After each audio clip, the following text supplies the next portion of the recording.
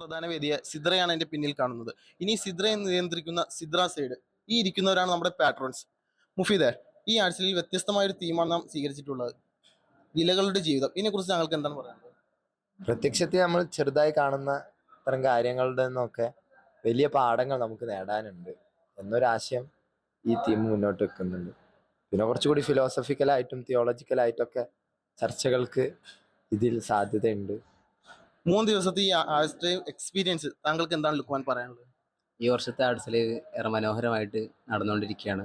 കഴിഞ്ഞ വർഷങ്ങളിലേറെ വ്യത്യസ്തമായിട്ട് ഡിജിറ്റലൈസ് ചെയ്തുകൊണ്ടാണ് പൂർണ്ണമായിട്ട് മത്സരങ്ങളും കാര്യങ്ങളൊക്കെ നടന്നുകൊണ്ടിരിക്കുന്നത്.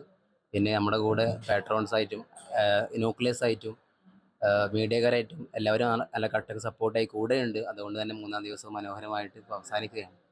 ആഴ്ച ലീവിൽ ജഡ്ജസിനെ എല്ലാം കൈകാര്യം ചെയ്യുന്നത് സാബിക് ഉസ്താദാണ്. സാബിക്ക്, ജഡ്ജസിന്റെ ഒക്കെ അഭിപ്രായം എന്താണ്? ആർട്സ് ലെവലിലെ ഓരോ പ്രോഗ്രാം കഴിഞ്ഞ് നമ്മൾ ജഡ്ജസുമായി സംസാരിക്കുമ്പോൾ അവരെല്ലാം അവരുടെ ജഡ്ജ്മെൻറ്റ് ജീവിതത്തിലെ നല്ലൊരു അനുഭവങ്ങളാണ് ഇവിടെ പങ്കുവെച്ചുകൊണ്ടിരിക്കുന്നത്.